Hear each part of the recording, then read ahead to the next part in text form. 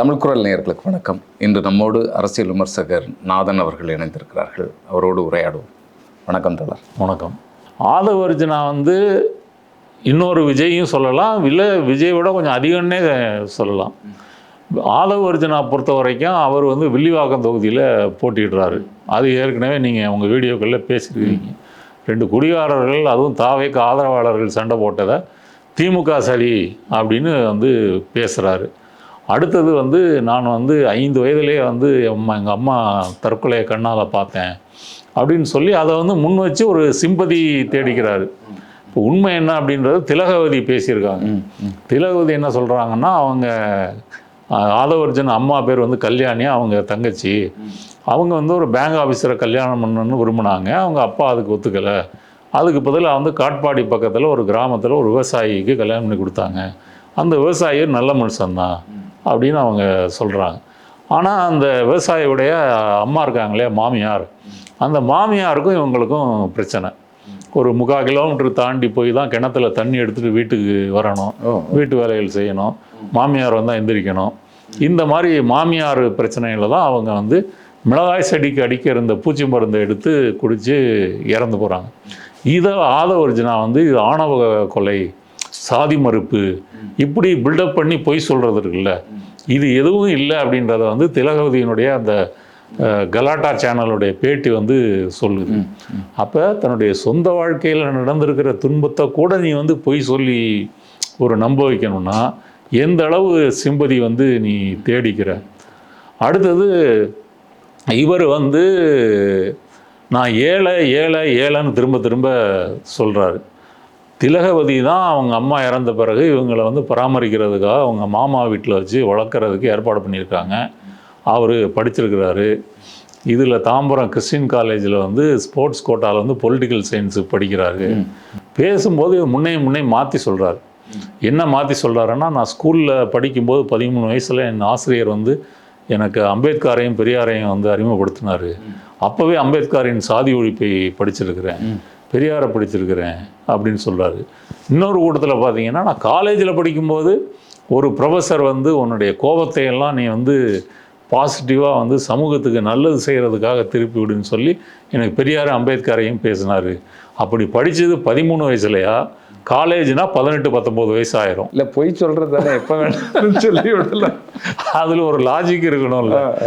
அப்போ இப்படி மாற்றி மாற்றி இதுலேருந்து என்ன தெரியுதுன்னா, நீ அம்பேத்கரையும் பெரியாரையும் படிக்கவே இல்லை. ஆமாம் ஆமாம், படிச்சிருந்தா எந்த வருஷம் கரெக்டாக படிச்சிருப்பேன் அப்படின்னு சொல்லியிருப்பேன்.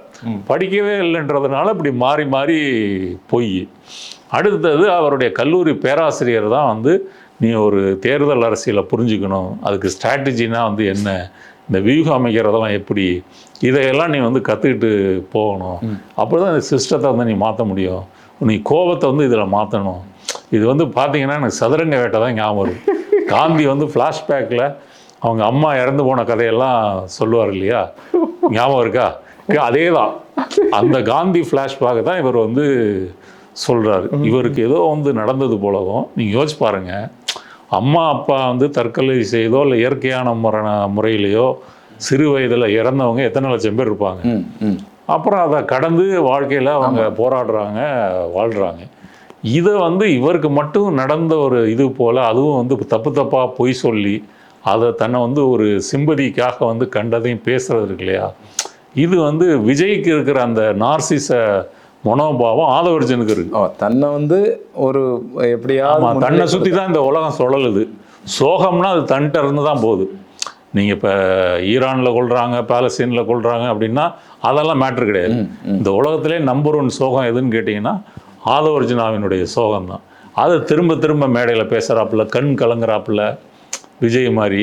இதில் சொல்லப்போனால் விஜயை விட போட்டிக்கு அதிகமாகவே நடிக்கிறேன். எந்த இடத்துல கண் கலங்கணும் அப்படிங்கிறத உள்ளுக்குள்ள இது பண்ணி சொல்கிறாப்புல. அப்புறம் இவர் ஜிம் ட்ரெயினராக அப்படி ஏதோ போகிறாரு, மார்ட்டின் மகளை சந்திக்கிறாரு. அதுக்கு பிறகு இவர் ஒரு மிகப்பெரிய கோடீஸ்வரர் ஆகிறாரு. உழைப்பு, அவ்வளோ உழைப்பு. ஆமாம், அவ்வளோ உழைப்பு. என்ன உழைப்புன்னு சொல்கிறாருன்னா, 100 ரூபா போட்டு அந்த அரைஸ்ன்ற நான் பேங்கிங் செக்டார் மைக்ரோ ஃபைனான்ஸ் நிறுவனத்தை ஆரம்பிக்கிறாராம். அதில் 100 ரூபாயிலேருந்து 3000 கோடி ரூபாய்க்கு வளர்ந்துச்சான். இது ரஜினிகாந்த் திரைப்படம் மாதிரி இருக்கு, அருணாச்சலம் மாதிரி. 100 ரூபாயை போட்டு எப்படிடா நீ வந்து 300 கோடிக்கு வந்து 3000 கோடிக்கு எப்படி போக முடியும்? அதில் வாய்ப்பு இருக்கா? துளி கூட அப்படி முடியாது. 100 ரூபாய்க்கு நீங்கள் போனீங்கன்னா வந்து சரவணபவனில் ஒரு தோசை கூட சாப்பிட முடியாது. இவர் வந்து 3000 கோடிக்கு வந்து ஒரு மைக்ரோ ஃபைனான்ஸு கம்பெனியை வளர்த்துட்டாராம். இது ஒரு பொய். அப்போ என்ன நடந்திருக்கு அப்படின்னா, லாட்ரி மார்ட்டினை பொறுத்த வரைக்கும் இந்தியா முழுவதும் சிக்கிம், பஞ்சாபு, பூட்டான், நேபாளம், மகாராஷ்டிரா அப்படின்னு பல மாநிலங்களில் அரசாங்க லாட்ரி இவர் தான் நடத்துகிறாரு. அதில் ஆமாம், லாட்ரி சட்டத்தை வந்து அந்த சட்டத்தை வந்து மீறி இருக்கிறார் அப்படின்னு ஒரு கேஸ் இருக்குது.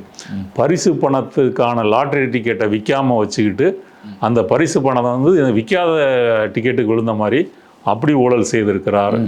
மணி லாண்டரிங் பண்ணியிருக்கிறாரு. அப்புறம் கள்ள லாட்ரி அடிச்சிருக்கிறாரு. மணி லாண்டரிங்னா இந்த கருப்பு பணம், அந்த அதாவது லாட்ரி விழுந்த மாதிரி. ஆமாம், அவங்களுக்கு இப்போ அரசியல்வாதிகள் யார்ட்டையாவது கருப்பு பணத்தை வாங்கிட்டு அவங்களுக்கு வந்து லாட்ரி விழுந்த மாதிரி கணக்கு காட்டுறது. ஆமாம், இப்படி பல விஷயங்கள் செஞ்சுருக்காரு. இதெல்லாம் சேர்த்து வந்து இடி ஒரு மேலே சோதனை போட்டு கேஸ் நடந்தது. போன வருஷம் சோதனையில் வந்து ஆதவர்ஜுனா வீட்லையும் நடந்திருக்கு. இடி மட்டும் இப்போ முடக்கி இருக்கிற மார்ட்டினுடைய சொத்து மதிப்பு வந்து 1000 கோடி ரூபாய். 1000 கோடி ரூபாய் முடக்கி இருக்குன்னா இப்போ எவ்வளவு சொத்து இருக்கும், வருமானம் இருக்கும் அப்படின்றத நீங்கள் பார்த்துங்க. இல்லை, இந்தியாவில் இருக்கக்கூடிய எல்லா கட்சிகளுக்கும் இவங்க வந்து பணம் கொடுக்குறாரு. ஆமாம், திமுக, பிஜேபி, திரிணாமுல் காங்கிரஸ் உள்ளிட்டு எல்லா கட்சிக்கும் கொடுக்குறாரு. வெஸ்ட் பெங்கால் லாட்ரி கொடுத்த மாதிரி இங்கே தமிழ்நாட்டில் திமுக இவருக்கு லாட்ரி கொடுக்கல.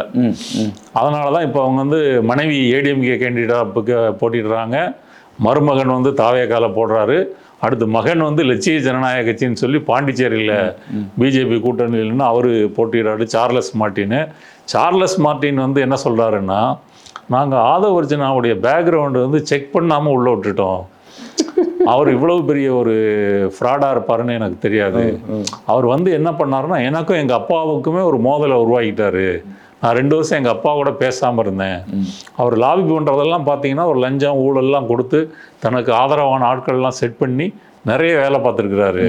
விஜய் கட்சியிலையும் அவர் அதை தான் செய்கிறாரு இப்படின்னு அவர் தனக்குன்னு ஒரு இதை வந்து செட் பண்ணி அப்படின்னு அவர் குற்றம் சாட்டுறாரு. ஸோ அவர் சொன்ன மச்சான்னு சொல்கிற குற்றப்படி பார்த்தாலுமே இவருக்கு வந்திருக்கிற பணம் என்பது லாட்ரி மார்ட்டின் மக்களை கொள்ளையடித்த பணம் தான் ஆதவர்ஜுனாவுக்கு வந்திருக்கு. இப்போ அவருடைய அஃபிடவிட்டில் கிட்டத்தட்ட ஒரு 400 கோடி அவருக்கும் மனைவிக்கும் சேர்த்து 450 கோடி வந்து சொல்கிறாரு. இது வந்து ரொம்ப குறைவு. ஏன் அப்படின்னா அந்த அரைஸோட இதுவே 3000 கோடி இருக்குது. 3000 கோடி டேர்ன் ஓவரில் நீ வந்து உனக்கு லாபம் 10% வச்சுன்னா கூட அதுவே 300 கோடி வருஷத்துக்கு வருது. அப்போ ஏதோ கள்ளக்கணக்கு பினாமி மாதிரி காமிச்சிருக்கிறாரு. அப்போ இவர் ஏழைன்னு சொல்கிறது வந்து முன்னாடியும் ஒரு ஏழையா இல்லை, பின்னாடி லாட்ரி மார்ட்டினை மகளை கல்யாணம் பண்ணும்போது அவர் பில்லியனராக மாறிடுறாரு. அடுத்தது என்னுடைய இதுவே ஒரு திட்டமிட்ட ஒரு நகர்த்தல் தான். ஆமாம்மா, மார்ட்டினுடைய மகளை திருமணம் பண்ணால் நம்ம எங்கே போவோம் அப்படிங்கிற திட்டமிடுதல்கள் எல்லாம் இதில் சேர்ந்து நடக்குது. அப்போ லாட்ரி மார்ட்டின் ஃபேமிலிக்கும் வந்து அரசியலில் நமக்கு வந்து செல்வாக்கு இருக்கணும். எப்படி இப்போ அதானி மோடிக்கு ஃப்ரெண்டாக இருக்கிறாரு, மீடியாக்களை விலை கொடுத்து வாங்குறாரு, NDTV அது மாதிரி. அப்போ எல்லா இடத்துலையும் தனக்கு ஆள் இருக்கிறாங்கன்னா அப்போ ஒரு 3வது பணக்காரராக வர முடியுது இல்லையா? அது மாதிரி மார்ட்டின் ஃபேமிலி திட்டமிட்டு பண்ணுறாங்க. இப்போ மார்ட்டின் மனைவிக்கு சேர்ந்த உடனே எடப்பாடி எப்படி சீட்டு கொடுத்தாரு கேட்டால் வந்து நாங்கள் வந்து சாதாரண தொண்டனுக்கெல்லாம் சீட்டு கொடுக்கக்கூடிய ஒரே கட்சி ஏடிஎம்கேன்னு சொல்லிட்டு இப்படி தமிழ்நாட்டில் மிகப்பெரிய பணக்காரர் மனைவிக்கு வந்து எடப்பாடி சீட்டு கொடுக்குறாருன்னா அப்போ அவங்களுக்குள்ள ஒரு டீலிங் இருக்குது, அட்ஜஸ்ட்மெண்ட் இருக்குன்றது தெரியுது இல்லையா? அப்படி வந்து தான் இந்த மைக்ரோ ஃபைனான்ஸ் நிறுவனத்தை ஆரம்பிக்கிறாரு. அடுத்து என்ன சொல்கிறாருன்னா, திமுக வேலை பார்த்தாராம், அதுக்கப்புறம் விசிகாவுக்கு வந்தாராம், அப்புறம் தாவேக்காவுக்கு வந்தாராம். அரசியலுக்கு வந்து மக்களுக்கு சேவை செய்கிறது தான் லட்சியம்னு முடிவு பண்ண பிறகு தொழிலில் தூக்கி விட்டு எறிஞ்சிட்டாராம். சரி, விட்டு எறிஞ்சது யார்கிட்ட போய் இருக்குன்னு பார்த்தா மனைவிட்ட போயிருக்கு. என்ன டெய்சி தூரமாக போக முடியல. ஒன்று தொழிலை விட்டுட்டு வந்தேன்னா நம்ம எல்லாம் என்ன நினைப்போம், சரி அது திறந்துட்டு வந்திருக்கிறாரு, திறந்துட்டு வராமல் வந்து டெய்சி மார்ட்டின்ட்ட கொடுத்துட்டு வந்திருக்காரு. இப்போ அவங்க தொழில் நடத்துகிறாங்க, 150 கிளை நடத்துகிறாங்க, கிட்டத்தட்ட 3 லட்சம் பெண்களுக்கு கடை நடத்துகிறாங்க, 1500 பேர் அவங்க நிறுவனத்தில் வேலை பார்க்குறாங்க. இதெல்லாம் இருக்குது. அதனால் இப்போ ஒரு மனைவி இவங்களும் சேர்ந்து தான் வாழ்கிறாங்க. அப்போ தொழிலை விட்டுட்டு வந்தோன்றதும் உண்மை இல்லை. இந்த வாய்ஸ் ஆஃப் காமன் இருக்கு இல்லையா, ஆமாம், அதுக்கும் ஒரு கடன் கொடுத்ததா அஃபிடவிட்டில் போட்டிருக்காரு. வாய்ஸ் ஆஃப் காமன்லேயும் வேலை செஞ்சுக்கிறாரு. இப்போ அவருடைய நோக்கம் வந்து என்ன அப்படின்னு சொன்னால், அரசியலில் ஏதாவது அதிகாரத்தை பிடிக்கணும். அதுக்கு தான் திமுகவில் பார்த்தாரு. திமுகவில் ஏற்கனவே எல்லாம் கடைசி பெஞ்சு வரைக்கும் ஃபுல்லாகிட்டதுனால அங்கே ஒரு ஆளாக முடியலை. அடுத்து விசிகாவில் போய் நமக்கு ஏதாவது எம்பி சீட்டு கிடைச்சி நம்ம போட்டியிடலாம் அப்படின்னு விசிகாவுக்கு வந்து ட்ரை பண்ணார். அப்போ இவருடைய சதித்தனம் தெரிஞ்சு வந்து திரும்ப வந்து அனுப்பி வச்சிட்டாரு. எல்லா இடத்துலையும் போய் அங்கே முதல் இடத்த பிடிக்கணும், அதிகாரம் முக்கியமான இடத்த பிடிக்கணும், அதுதான் நோக்கம். ஆமாம், வேலை செஞ்சு 4 பேர் மாதிரி அப்படி எல்லாம் கிடையாது. ஆமாம்.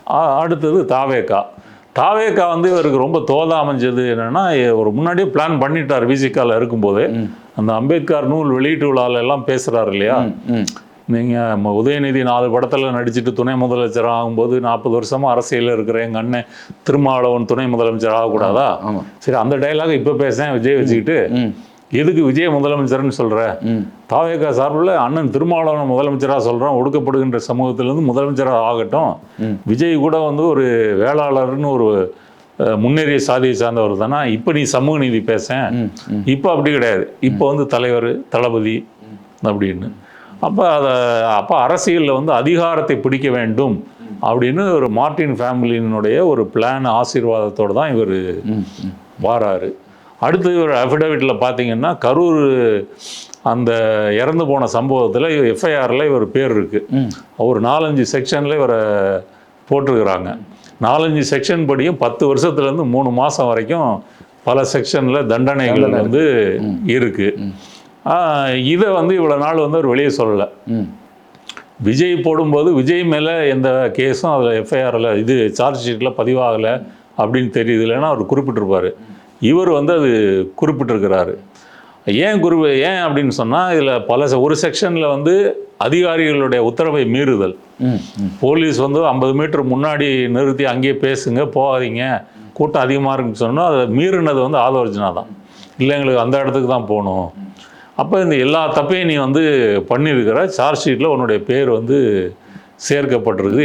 அந்த இடத்துல நின்று இருந்தால் இந்த பிரச்சனையும் வந்திருக்காது. ஆமாம், சில அசம்பாவிதங்களோடு முடிஞ்சிருக்கும்.